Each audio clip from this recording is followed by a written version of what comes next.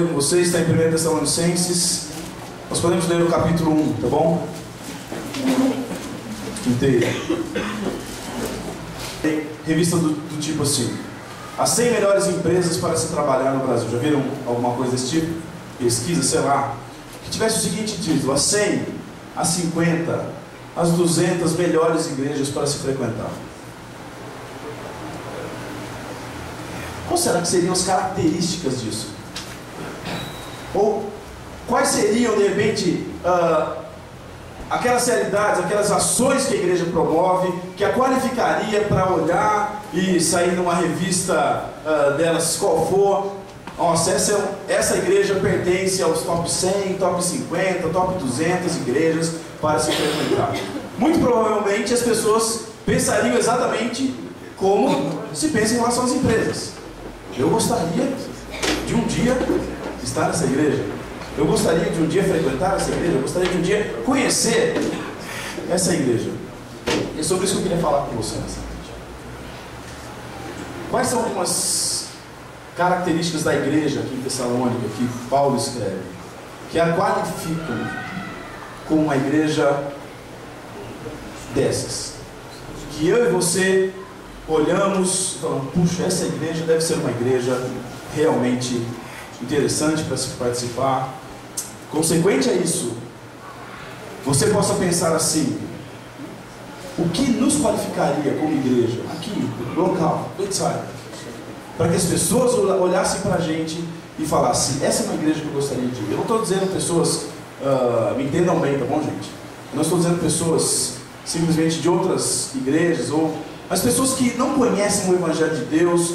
Dentro dessa realidade que nós temos hoje, a Rô colocou uma palavra aqui muito interessante, né? Normal, onde as coisas são meio confusas, inclusive no contexto cristão, no contexto protestante, no contexto evangélico, sei lá, onde as pessoas ainda ficam confusas com relação a isso. É comum para mim, talvez seja comum para você, as pessoas perguntarem: mas fala uma coisa, vocês são evangélicos, mas vocês são todos iguais, vocês são da igreja A, B, mas o que diferencia?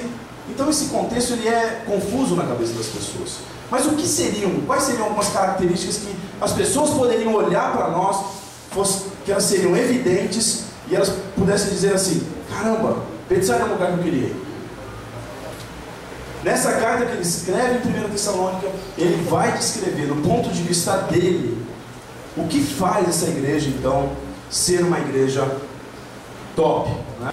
E eu espero que nós queiramos isso continuamente, porque esse é o nosso chamado. Nosso chamado é ser uma igreja relevante para o mundo. Então, de acordo com Paulo, uma igreja relevante, uma igreja que atrai os de fora, é uma igreja onde as pessoas dela, onde a igreja, cada um, você, ela é lembrada pelos seus líderes.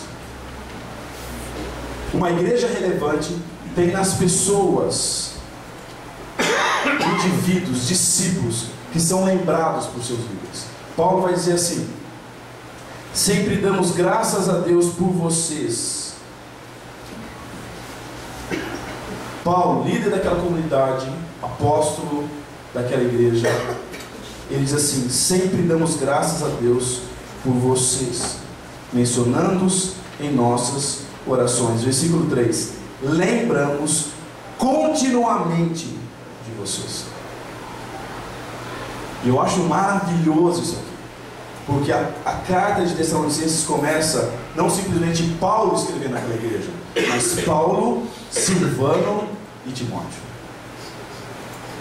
Os líderes daquela igreja olhavam para aquelas pessoas e se lembravam delas, mas não simplesmente porque elas eram bonitas, ou elas eram simpáticas, ou elas eram receptivas. Paulo vai dizer o porquê que continuamente eles lembravam daquela igreja. Cara, igrejas são pessoas. Nós temos que lembrar isso. Igrejas são pessoas que se reúnem para adorar o Deus vivo e verdadeiro.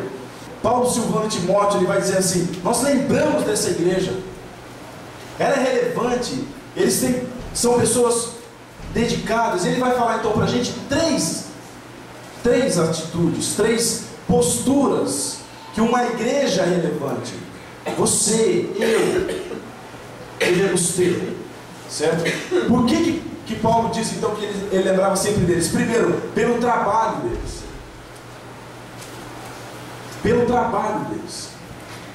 Paulo vai dizer assim: lembramos continuamente de vocês, diante de Deus nosso Pai, o que vocês têm demonstrado. Aí ele vai ter 2 pontos aí, vai mostrar o que tem demonstrado. Em primeiro lugar, o trabalho que resulta da fé. Querido, uma igreja relevante é uma igreja envolvida. Uma igreja relevante é uma igreja envolvida. Como nós citamos de repente um pai ausente, uma mãe ausente? Usamos a ação daquele pai que não está presente, não está envolvido com aquilo que está acontecendo. Não sabe aquilo que acontece. Certo? Estar envolvido é sinônimo de trabalho, de uma igreja dedicada, de uma igreja que é relevante. Nós devemos ser envolvidos como um todo.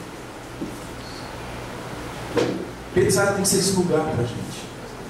Tem que ser mais do que um culto à noite. Então Paulo vai dizer: eu louvo a Deus, eu lembro de vocês pelo trabalho de vocês, que resulta da fé. Segunda coisa que ele lembra, que ele é lembrado daquelas pessoas, o esforço deles, que é motivado pelo amor. Tem coisas na nossa vida, e momentos na nossa vida, o Jonathan fez a abertura aqui, dizendo: olha, está tudo bem na nossa vida, até que de repente se levanta uma tempestade. Querido, a vida cristã, ela é um constante.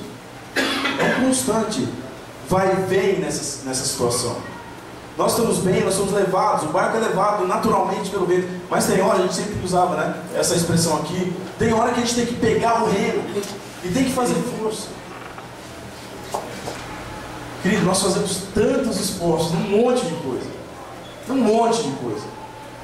e nós precisamos nos esforçar a conhecer mais a pessoa do lado, a história dela, conhecer mais da palavra de Deus, conhecer mais de Deus através da oração. Essas são coisas, eu concordo, né, com algumas realidades da igreja cristã hoje. Nós temos deixado realmente algumas coisas de lado, coisas que Deus nos chama para nos esforçar continuamente para fazer, como orar, como ler a palavra de Deus.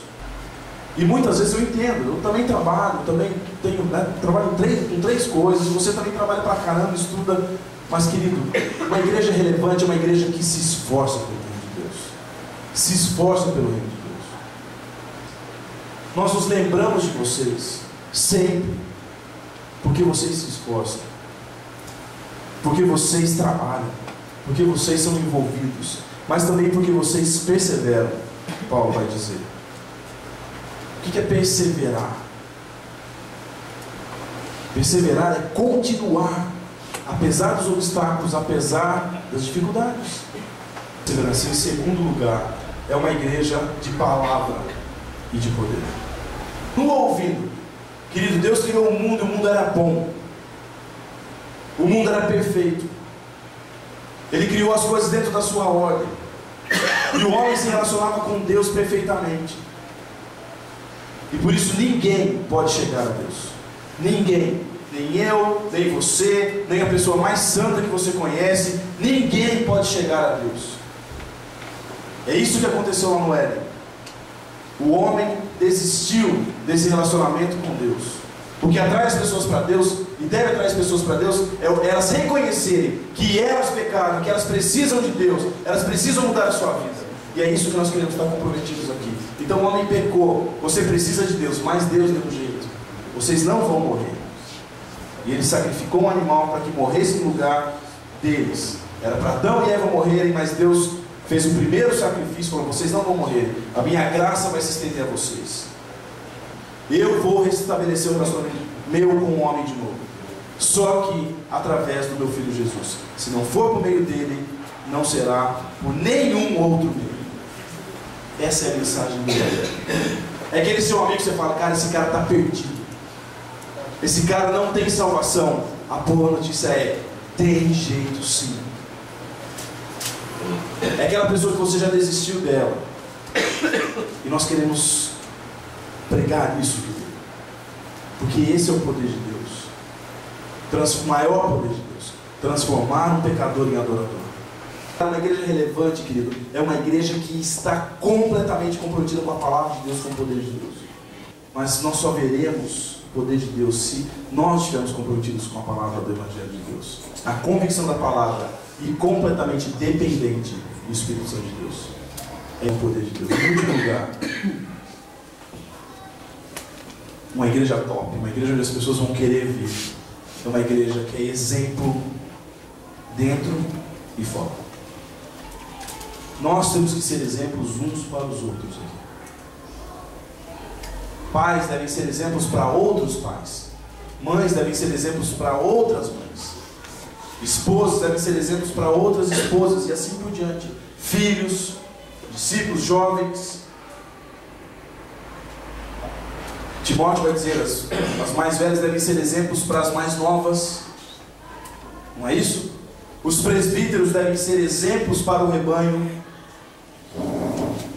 Os diáconos devem ser exemplo de serviço, dedicação, fidelidade para as pessoas da comunidade. E isso não cai do céu. E eu quero que você assuma essa palavra mesmo para você. Ser santo diante de Deus. Ser santo diante de Deus. Ser santo diante de Deus é você ter essa consciência de que Ele vê tudo em todos os lugares. Então, um exemplo para os de dentro e um exemplo para os de fora. Maravilhoso, deve acontecer sempre. Mas Deus quer mais de nós. Deus quer mais. Deus quer nos chacoalhar mesmo. Deus quer perguntar para a gente assim: cara, você não tem sido um exemplo de pai. Você não tem sido um exemplo de filho. Você não tem sido um exemplo de namorado, um exemplo para os mais. Deus quer nos chacoalhar. Igreja é um lugar de nós nos alimentarmos e sermos relevantes lá fora.